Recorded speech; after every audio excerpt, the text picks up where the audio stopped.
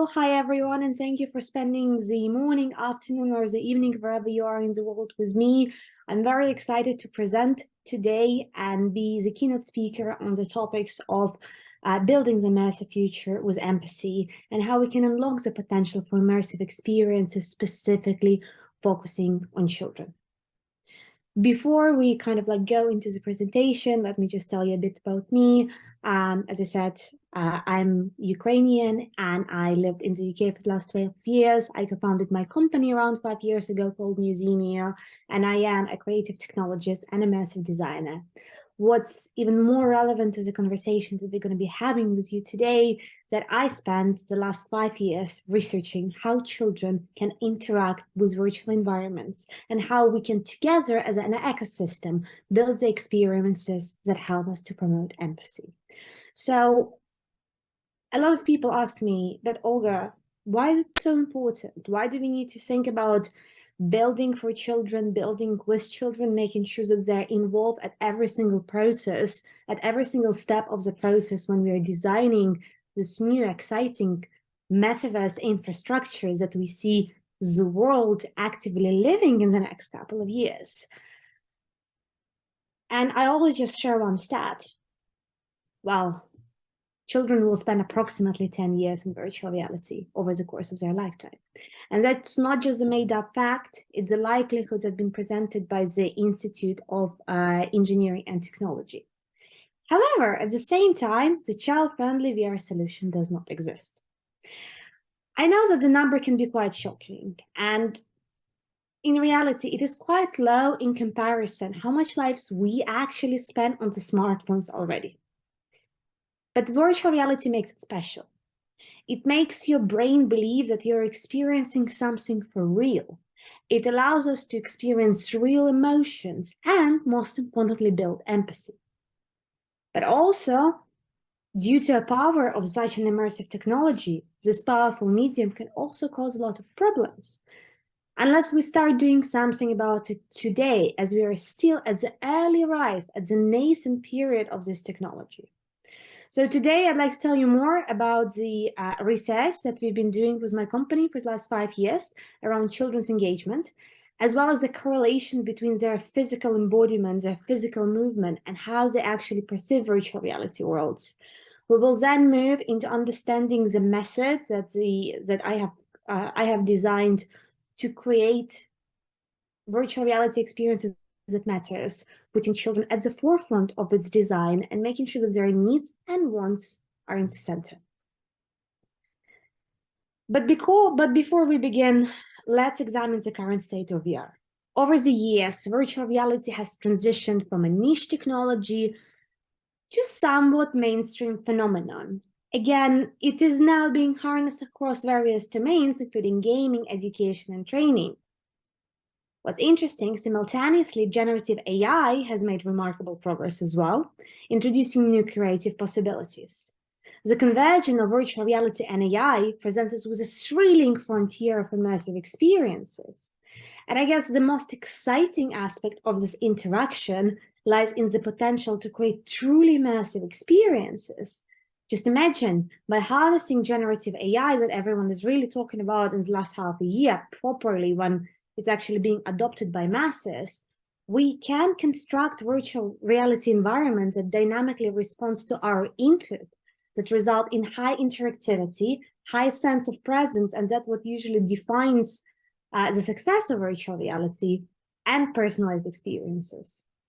Just imagine a game that can adapt to the player's choices, that offers a unique gameplay experience with each and every interactions, and can even adjust to your learning style.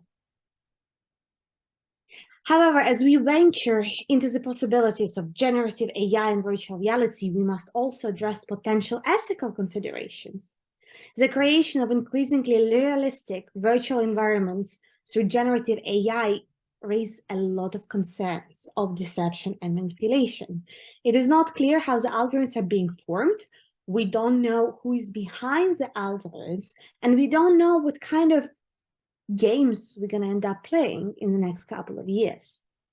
Additionally, data privacy becomes a critical concern as generative AI algorithms rely on access to vast datasets. We must carefully consider the training process of these algorithms and the profiles upon which they are based before it's actually too late. It's important to also think about the adoption curves that we are really going through. While we can say that virtual reality is becoming mainstream, right now, only 171 million people around the world engage with virtual reality in some capacity. And that's just a fraction of the humankind. Therefore, we are not really able to talk about mass adoption just yet. Additionally, only 28% of virtual reality owners actually use it on a daily basis. So we're looking at this really small number who are embracing technology at its full. The reality is that the true adopters of virtual reality are kids who are now just embarking on their journey.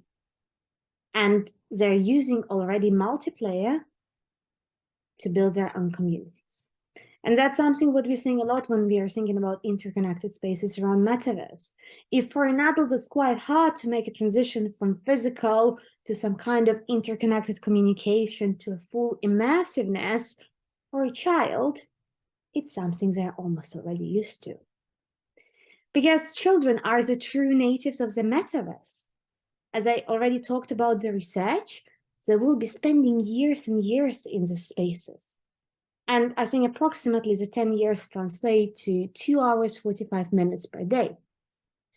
What is concerning is that 62% of parents of children aged 5 to 10 actually don't understand the metaverse. They don't understand what values it can bring to their children, but also they don't understand what kind of threats their child might face on an everyday basis. This underscores the need to safeguard this new space for kids, ensuring their safety and enriching experiences that can make a difference. And kids, well, kids will be kids. They are obsessed with video games. Not only they play, but they socialize, they make friends, they develop and learn new skills through play. Despite all of that, we adults completely ignore them. For some reason, we truly believe that designing the entire new web infrastructure, the future of the internet, needs to cater for adults that are highly unlikely to ever become true adopters of this technology. Because children, coming back to the stat, will be the ones to spend 10 years in the air, not us. So what's coming back to what my company does, what we've actually done over the course of 5 years, we looked at the ways that we can help children to safely transition into the virtual reality spaces, find the specific interaction, specific patterns, specific graphics that actually work for a different age group, and we are usually focusing on the primary age. So when I'm going to be talking about the findings of our research, I'm going to be talking specifically about the primary school children. And I think that some of the cornerstones for us includes that we have interactive educational challenges that have been co-designed with children. We have a number of gamification elements to make it fun, because children's attention span is really short and they get bored really easily. So what we want to make sure is that we actually can get their attention in as much fullness as possible. We introduce a complete freedom of movement inside virtual reality. I'm going to talk about that. Again, because we are dealing with under 13s, we are not allowed to use 6 degrees of freedom headsets. 6 degrees of freedom headsets would be Oculus that everyone is talking about, or HTC Vive. We are using the cardboard headset, and we are using mobile phones that are proven to be safe for children. And finally, we are using the age-appropriate graphics that, again, I'm going to talk about as part of our findings from this research. The actual study in itself was conducted by the company with support of the UCL Institute of Education under the supervision of Dr. Shannon Blake. And we aim to explore the benefits of engagement with virtual reality content among primary school children. The initial phase of the study assessed children's ability to recall and interact with physical museum artifacts after just 10 minutes of virtual reality gameplay. Now, the entire research itself was conducted with over 3,000 children, and only a fraction of it was actually done in the museum. So we had roughly 86 families that we've tested with inside the museum walls, and after the study was adapted for children to be able to participate at their school setting, so they didn't necessarily have a physical location to go back to. And let me go into study findings now. So the first study finding for us was, how do we actually bridge the digital and physical world? So they revealed that children were able to easily recall and recognize the physical artifacts within a busy museum environment after their virtual reality experience. So the instant connection between the digital and physical and what they've seen and what they were actually able to interact, either touch, click, have it kind of like involved in their gameplay, really stayed in their mind.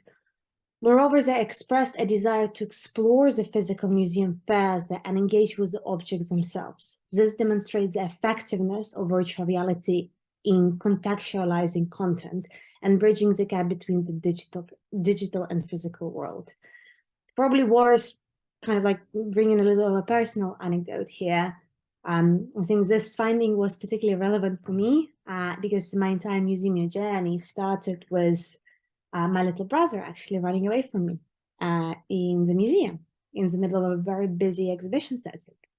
And when I asked him, when I challenged him on why he would do that, he said, well, I don't have enough context. I don't understand what's happening around. I find it boring. I want to do something else. And we looked at how we can prepare children for any sort of physical experiences that might not be just limited to the museum walkthrough.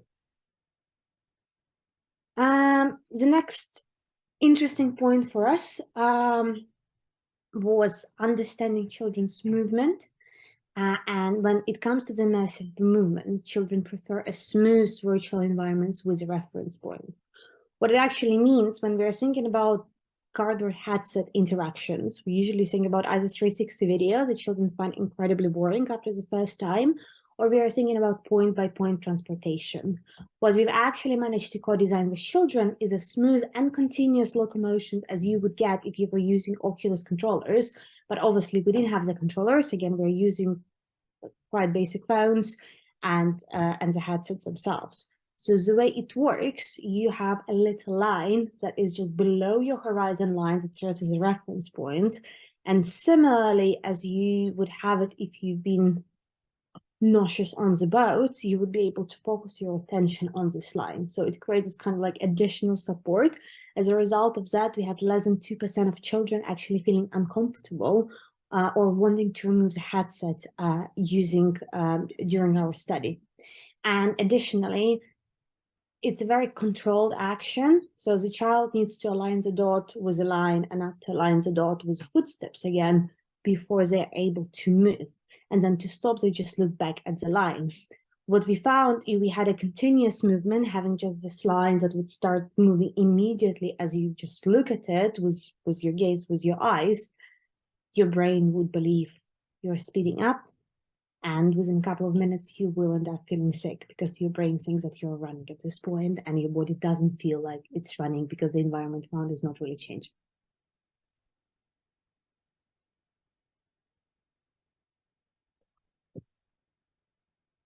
Next interesting finding for us was that children preferred a very specific type of graphics. As adults, we often, for some reason, and again, that's I think that's the limitations of adult imagination, we want to have an extremely realistic environment. We want to have an actual replica of what we are able to see in everyday lives, because we think that could be the power of virtual reality.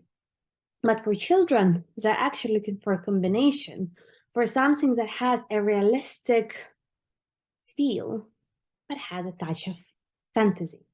Especially, we can really see that when we are talking with, when we're thinking about the characters, as children prefer character that has slightly different proportions, that would not necessarily be feeling kind of like removed from the from the immersiveness, we had a gigantic queen mouse, or we had slightly off the proportionate little girl that looks a combination of the reality and Pixar. That's usually how I describe how the style actually works for children. What was interesting as well is that through the gaze time assessment, we discovered that children tend to lose interest after around 6 seconds of gazing, and they would actively seek new clues and objects to explore. So they would try to click on everything they see around. They would assume everything around them is interactive, even if it doesn't seem to be interactive. They expect most objects in the virtual spaces to actually work, and their preferences are usually involve decoding messages, treasure hunts, and following virtual characters. This is one of my favorite, I guess, testimonials from our trial. As part of it, we asked children to actually fill in some forms, and the child's favorite challenge was actually decoding an ancient papyrus she would have found just before entering the pyramid, and after she had to match different symbols to the alphabet that we had in front of her. This is still an anecdotal reference, and it requires much more research. And I think that's why we need to start involving children today, because virtual reality offers so much more potential to actually help them with their educational journey and them growing up and them understanding the world. So when she started the challenge, we had parents supervising it, and one of the parents asked, "What is she about to do?" And I said, "Well, she's going to decode the papyrus, so she actually needs to write out the word." It's quite a complicated word. It was Hatshepsut, that one of the first female pharaohs of ancient Egypt, and her father was adamant that she would not be able to write it out because the girl was severely dyslexic. She managed to complete the challenge within a minute or two, and actually turned out to be one of the most exciting experiences for her. Usually in a traditional school setting or a traditional home setting where she would be invited to write something or decode, she will be feeling immense amount of stress. As I said, this is just anecdotal evidence right here. However, we know that if the industry was looking to support children's engagement and children's involvement in virtual reality creations and virtual reality design and the entire metaverse design, we would be able to uncover more of those incredible findings and actually use the technology for good. I think what's also very interesting, that a very intriguing aspect of the study was when we asked kids to select their ideal companion in exploring virtual environments. The most common responses included robots. Then we had friendly aliens, and we had very specific definition of how friendly aliens would look like from different kids. Best friends, and even their own pets. As you can imagine, parents and teachers were quite low on this list. Our observations also revealed that children engage with virtual reality in a much more social way than adults. We tend to think that virtual reality is quite an isolating experience because it's just you in your headset and then you can't actually see what's happening around. Children are actually able to break these norms and break these borders. They share the headset, they compare the notes of their experience in virtual reality at the same time. They often converse both inside and outside the virtual reality experience itself. And also when they have something like a learning aid, such as pop-up dialogues or voiceovers, it influences their engagement, and usually this would be the key point they would be trying to compare with their friends. As we were growing our data set and we were working with more and more children, what we also noticed that children did have different learning preferences while having the virtual reality experience. And initially, I observed that some kids would not follow the game path. So rather than looking for a papyrus, they would actually turn left and they would try to see where does a desert end, or they would just stop and try to have a conversation with a camel, even if the camel wasn't necessarily interactive. So what I did during the research, we've received some qualitative feedback from teachers actually saying, well, these kids do have different learning preferences. They might be shy in the classroom. They might need some more time. They might need additional support. They might prefer to study in a very different format. So for a couple of years, this thought did not really leave my mind. I was wondering, okay, if I can detect it after looking at 3,000 children, surely a clever machine learning algorithm or an AI algorithm can actually help us to understand how kids are learning, that would set the personalization kind of like all the way on the forefront on what we are doing with virtual reality. And we did manage to succeed a little bit. We were very lucky. We were funded by Horizon 2020 to develop a Calibrum project that actually explores the correlation between children's movement in virtual reality and their cognitive abilities. By comparing their movement in Tetris-style games and cognitive assessments, we were able to discover a distinct link between movement in VR and their cognitive skills.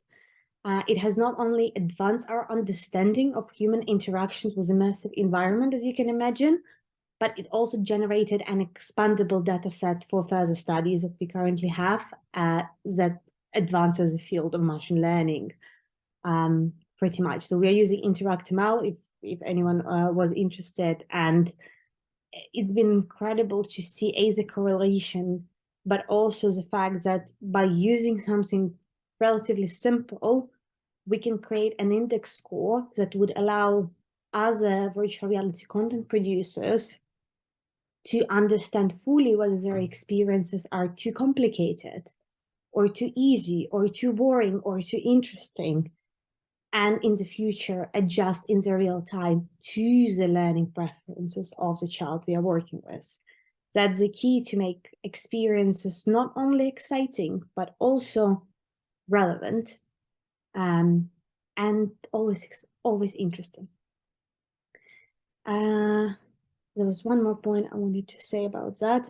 Yeah, so the study also relied quite heavily on literature review, and there are some early findings that actually say that your avatar in virtual reality can be linked to a person 90% of the chances. So not only we can use ML and AI to personalize the experiences and make them relevant, but also if we live in a society where we cared about children's security and children's safety online, and we work with all those fantastic technological giants, we could potentially have enough data set to prevent any sort of mistreatment of children in virtual reality spaces before it actually happens.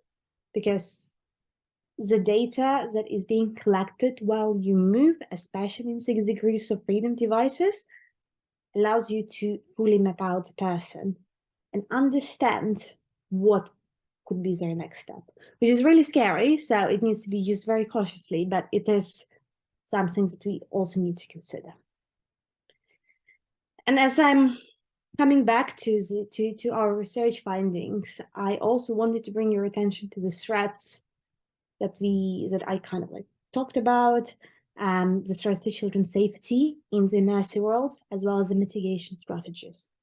So first of all, we need to start ensuring their safety and make it one of the criteria of having a successful VR experience, not just an afterthought.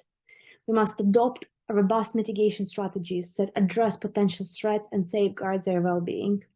So the first off, it's online safety. So there is an online safety bill that includes metaverse. However, it does not necessarily understand the difference between the Web 2.0 and Web 3.0. We wanted to talk about that. And it means it does not have the guidance or the solutions to stop mistreatment, harassment, abuse within the metaverse of children at the point where it's happening. It is usually being treated as something that is happening afterwards, and it's not happening in real time. And unfortunately, when we think about virtual reality as a medium, as a very, very powerful medium that can impact the way we actually see the world, it is really scary.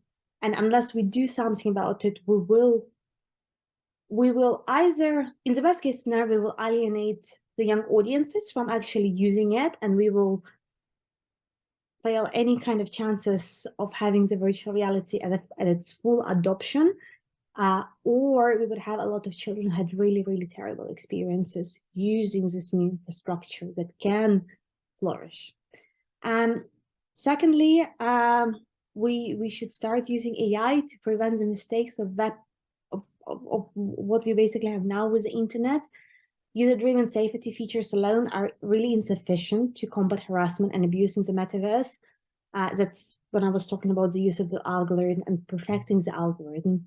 Technology companies must be incentivized to address these issues at their core, fostering a culture of safety and inclusivity.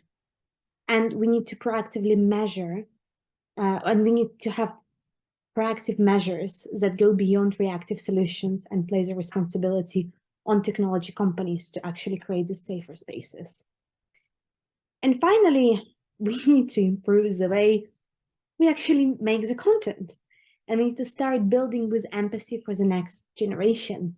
Virtual reality has the potential to act as an empathy machine, and it would challenge the ingrained perspective of biases. How wonderful it is to think that the next game your child gonna play will actually remove some of the biases that you actually pass to them just because of the society you grew up in, that your child will be challenging some of the unfairness that is happening in the world and actually feel that they're empowered to make a change. This is something that we can actually do with an incredible medium.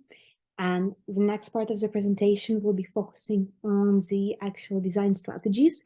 It will be a very light crash course. It usually takes me around 6 hours to deliver this workshop, but hopefully it will just give you some ideas on how we can already start iterating and brainstorming some of the concepts, having children in mind and having the best design practices for the immersive worlds in our pocket.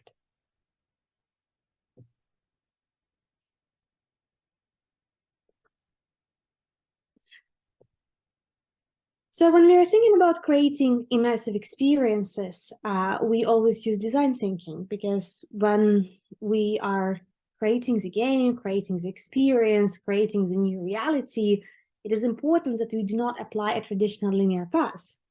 We are not just designing a flat image or a piece of music that will last just for a couple of minutes. We are designing a space where people might be able to socialize, interact, and most importantly, the space that can actually solve the problems.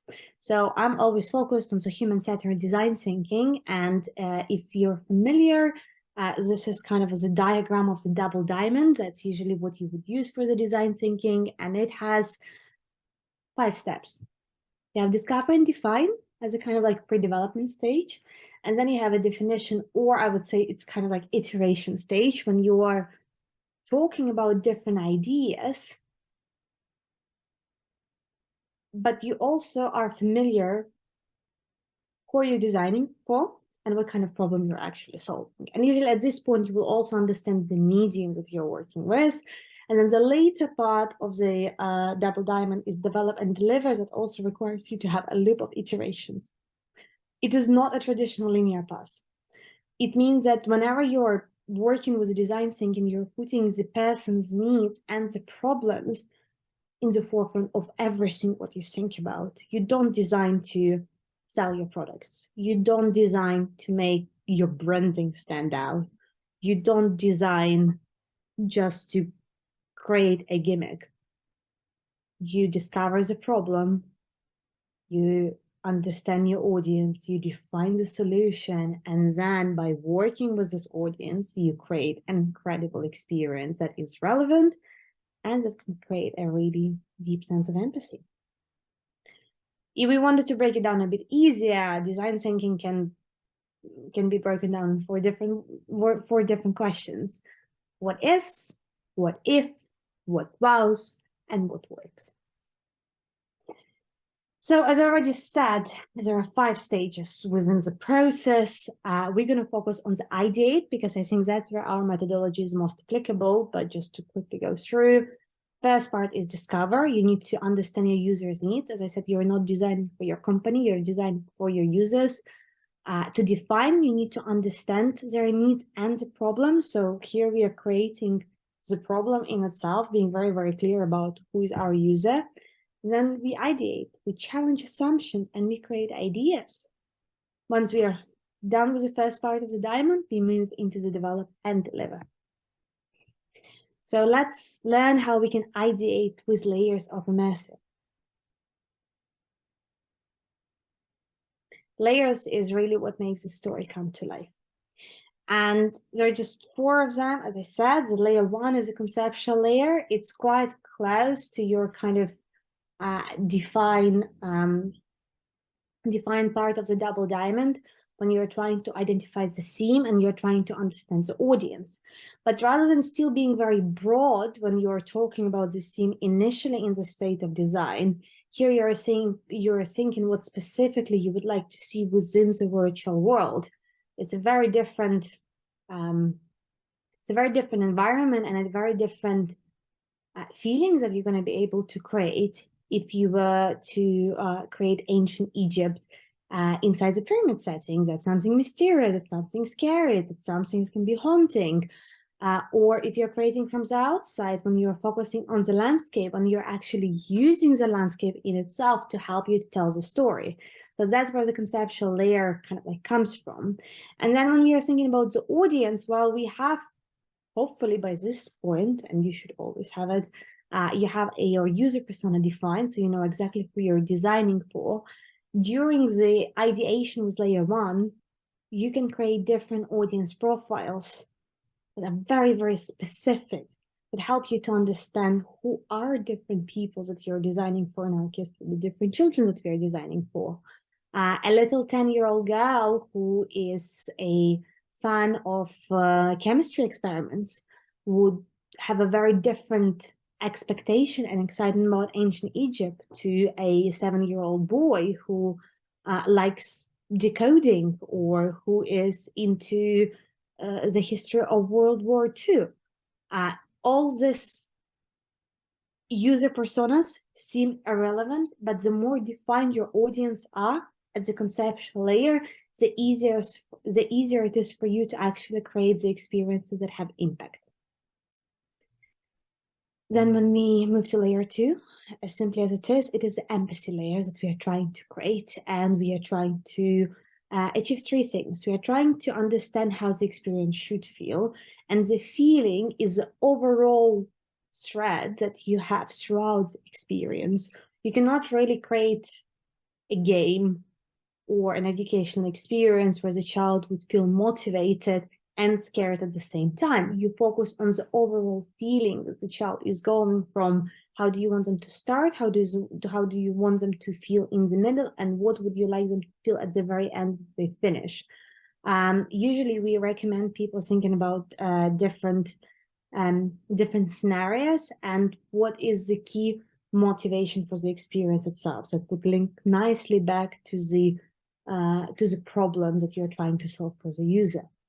Now, what really changes throughout the experience is the different emotions that you will be evoking. Here you can have slightly more varied cocktail of the emotions, I would say. It doesn't need to be a single emotion. The user can be experiencing I don't know, anticipation when they enter the space, and that's what you're trying to work with. And then they're experiencing curiosity as they're exiting and they're entering the new environment. They might be a little bit cautious about the creatures around yourself. So every single element that you're going to end up putting into virtual reality will help you to create this beautiful mixture between the core feelings that you're trying to create and a number of emotions that you're evoking. And finally, it is very important to put yourself in your user's shoes. That sounds a bit obvious, but we've seen way too many experiences that were clearly designed by adults for adults, with adults in mind, without actual understanding what children would like to see. And it might sound very funny that there is no way you can design something exciting for a 9-year-old if you're designing something that you think is exciting for a 9-year-old as a 47-year-old. So it's just like something to always bear in mind. The best ways to make sure that you're addressing your audience is actually work with the audience. I recognize that sometimes it's not possible, but we've managed to adopt a child-led design approach, meaning that once we are pretty much done with layer 1 and part of layer 2, we check the ideas with children by creating very, very small workshops. You don't need hundreds of children for that. You just need a couple of children of the age group that you're working with to make sure the experience actually works for them. And you will see that it works. Is it going to start telling the story for you? So you will be able to say, well, this is a backbone, this is exactly where we are, this is what you're seeing inside, what happens if we turn to the left. If you're getting the story right, if you manage to really get the conceptual layer and empathy layer right, they will tell you exactly what they see, and they will actually have very similar opinions. Funny enough, it's an incredible phenomenon. And if you didn't get it right, they will just be confused. I'm just like, what do you mean? What do you mean adults that don't know how to actually design for children? The layer 3 is a visual layer. And here we are talking about 3 questions. We are talking about how can an object tell a story. We are thinking about how we can highlight a specific object in an unexpected way. And we are thinking about how through these objects, we can actually showcase the organization's narratives. A lot of people question the slide and say, well, that's applicable if you're a museum or if you're a gallery. But what if I am a marketing company? What if I am a charity? What if I am anything else that doesn't actually have an object? While you don't necessarily have the objects, you would have a number of values or a number of visual clues that you're trying to translate as a brand, or the story that you're deciding to focus on would have those clues. I'll give you an example. When we were working with Crisis Charity, we didn't have objects. Crisis Charity, for the context, is one of the biggest and most fantastic charities in the UK, who is working very, very actively to end homelessness and helps people who ended up being homeless to actually restart their lives. And that's a very complicated topic to explain to a child.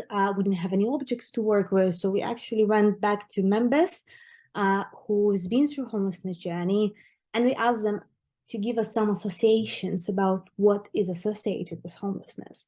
We talked about doors, we talked about walls, we talked about keys, we talked about locks, we talked about dices. And actually dice is what helped us to form the entire concept of the game. Homelessness is not someone's choice. And unfortunately, sometimes people are stigmatizing people for not being homeless. But what we talked about, that we wanted children to know that there is no one to blame. And dice has represented this idea that there is a chance and you don't actually know what kind of number on your dice you're going to end up having. You don't know what can be the next challenge that this life is going to bring it to you. And this really helped us to bring it visually for children and help to create this beautiful empathy bond between the story that we were trying to tell and also the values that the organization has had. I hope that it kind of like exemplifies what can you do with the visual layer if you don't necessarily have the objects, if you're not a museum. And finally, layer 4 is the interactive layer. That's all the treasure hunts and decoding and quizzes and anything else you can think about that you that allow you to feel like an active participant within virtual reality. We always encourage our clients to think big when we think about the interactivity, because that's how children think as well. But also we sometimes get into a trap as adults of trying to replicate an actual activity we can do in real life. But it's important to actually challenge the thinking and see what you can do or experience what you wouldn't be able to do in real life. That you're getting smaller or getting bigger? Is it you trying to get on the top of the Everest as the easiest one? Well, you can do it. You just need a lot of a lot of preparation, I would say. Can you fly? Can you jump? Can you turn into a dinosaur? Can you ride a dinosaur? There are so many things you're actually not able to do in real life that can help you to build a narrative where the empathy, where the feeling is built with much more depth and is not necessarily constricted by what's possible. It is only constricted by the feeling that you're trying to communicate and the emotional layers you're putting within your experience. In conclusion, I want to say that virtual reality opens up incredible opportunities. And while we acknowledge the ethical considerations and the need for safeguarding, it is essential to recognize the potential of this medium. Our study and our research provided valuable insights into user preferences and engagements. However, it is not enough to build the infrastructure or tomorrow for young generations. We need to have policymakers on board. We need to have big companies actually building with children in mind. That's the message that I will kind of like leave you with. And I wanted to thank you for your attention.